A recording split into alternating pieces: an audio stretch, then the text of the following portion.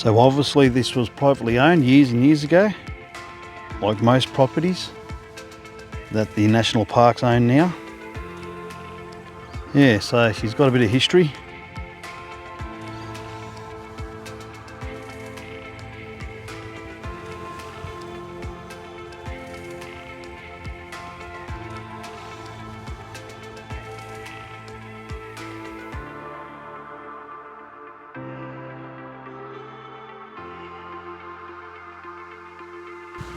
Good morning, welcome to CATTAI National Park here on the Hawkesbury River here. Today product review on the Dometic SFX 55 litre or 53 litre, depending if you take the ice maker in or out. Yeah, my love-hate relationship with this thing. So let's go through it. Yeah, so a bit of a backstory first. I bought this from BCF.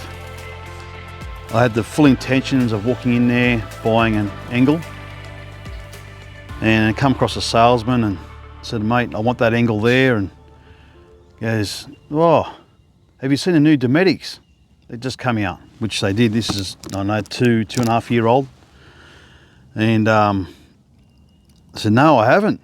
He goes, "Well, he reckons they're more efficient than the angles and all that.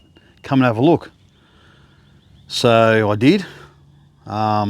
He changed my mind, and if I was Captain Hindsight, I think I would have stuck with the angle. But it's not too bad of a fridge, but I'm going to run through the problems I've had. So I'll go for the cons first. And the first con with this fridge is this lid here. This happened within 6 to 12 months. The first 6 to 12 months when I had this fridge, it's the lid went first. So you can swap this around so it opens hinges here or hinges there. But if you watch this, you can't close it. This latch, sometimes if you get really hard on it, it still won't open. Still opens on me. So you can see how hard I'm pushing down on that. It won't close unless you do this. So you got to push down and then sort of click it in. Even that won't even work. Sometimes it works. There we go, and it's got it that time. There you go, now it's closed. So you can see that's a bit of a pain in the ass. So that's the first con. Second con. I don't think you'll see it in the camera, so I'll bring you a bit closer. So you can see here, this is like a cast alloy. It's all corroding. That happened within the first 12 months also. They're nice sturdy handles, but all this is corroding already. So the first major issue I had with this, which was in last Christmas, the thermostat wouldn't turn off, so the fridge kept on running. So it was reading like it was 55 degrees or 45 degrees all the time, so the compressor tried to keep up, wouldn't switch off, so it would drain my auxiliary battery, not in this car but my old Ranger. And I thought it was my battery. It was stuffed, which was only a 12-month-old AGM battery. So then I realised it wasn't the battery at all. It was fully charged, and it was this bloody thing. The thermostat went, you know. So I wasn't happy with that. Got it all fixed under warranty now, so it's all working well except for this lid. What I could do with this lid, I could put the hinge this side and see if that latches down better on the other side. I'm going to try that. So that's really the cons with the fridge. What I did like about it was the feature I'm going to show you here. I'll show you that now. As I said earlier on in the video, I said 55 or it could be a 53 litre. This is the reason why. take these out.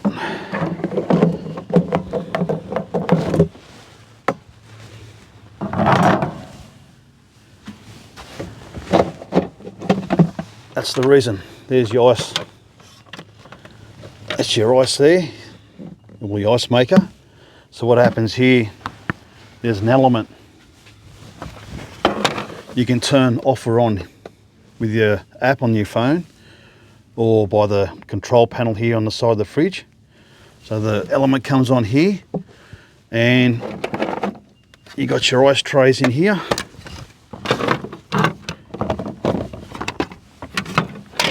There's your two ice trays that fit in.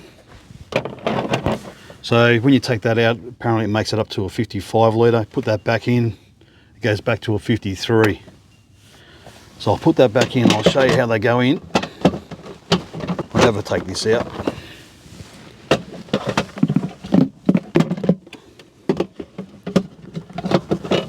There we go. So they just go in there like that. They're silicone trays, so they're easy to bend. And they advertise it takes about 2 hours to freeze. I'd say in real terms, it'll be 2.5 to 3 hours if you want them rock solid. So that's basically it, like that. So yeah, so to be all honest, I only used it once as an ice machine. I mean, I drink beer and red wine. I have no reason to have ice, but I just thought it'd be a great feature to have. So that's the part that sold me, was that, and the power consumption. It was lower than the Engel, so that attracted me as well. So I'll just put this back. I've had this in the back of the ute in my old Ranger in the middle of summer, and it performs pretty well. Yeah, so I was happy with that. So the pros with this fridge, I like the sturdy handles. It's got weatherproofing control here, so it'd be splash proof, I'd say. The app is very good. I like the app. It works very well. As I mentioned before, the ice maker and the power consumption is very good. It is sturdy. I mean it's not like that other, it's probably made in China, but those other ones, those cheap Dometics or those generic type brand ones have that PVC type material. This is sort of made from something different. It is some type of plastic, but obviously the lid warping, or it's doing something. Yeah, so I'm hoping now, I was going to get rid of it, so as the title of the video is going to be my love-hate relationship with this fridge. I've also got an Evercool fridge, a Fridge Mate, probably the world's most ugliest fridge, but I think it's one of the world's best fridge. I've had that thing for 17, 18 years. It's got the original Danfoss German-made compressor, and that's got the model number is the BD50, which is a bigger compressor. Most fridges run the BD35, but you can't kill it with a stick. And the reason why I don't use it, it's just too big. It's 95 litres, and it's just it takes up 1/3 of the room in the back of the ute. It's just too big just for me and the missus, so I use it once a year when I go to Bathurst for the car racing. So me and my mates throw all the beer in that fridge. That's the only time it gets used. Never had a problem with it.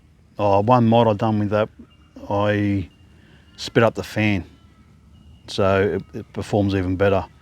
In the middle of summer, you can't get it. You don't turn it past 3 or 4. It goes up to 10, but it it'll start freezing stuff. So anyway, back to this fridge. I'm going to keep it. I'll use it as a backup fridge. In previous videos I've mentioned that I want to go a Dometic upright fridge, which will run the same compressor, I've been told, as this. So I'm a little bit worried about that. When I got it fixed, the bloke said to me it's quite common with the thermostats to go, and he reckons that all the makes run the same thermostats. Yours is just 1 out of 1,000 or something, he said to me. So I don't know. He's a Dometic specialist, so he knows more than me. So yeah. What else can I tell you about it? It runs the separate 240 and a 12 volt here. You don't have to run a external power pack when you run the 240. So like my Evercool, I've got to do that. That's one feature there, and yeah, otherwise, you know, well, I paid $16.50 for this, and you know, that's around the angled top money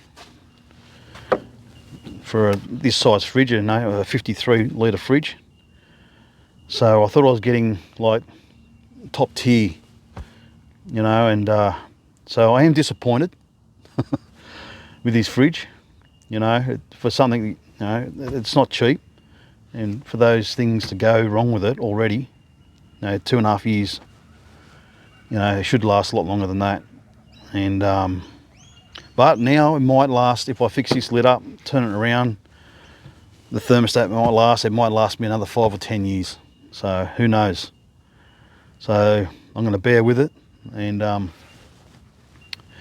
yeah, so hopefully this helps, because you know, this is their latest model. There's no model after this, so if you think about buying a Dometic, hopefully this will help.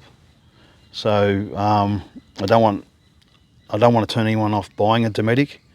This could have been like 1 in 1,000 what went wrong with it, like the thermostat and the lid.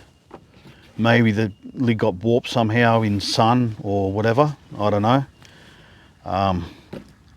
But I'm going to keep it and just see how it goes from here. Look, if I sell it, I'm going to get $500 for it if I'm lucky. So I'm going to lose $1,000 off the bat, so I might as well keep it. And I'm going to sell the Evercool. Yeah, all right, guys. I'm going to wrap it up here, and hopefully that'll help you out. Right, see you guys.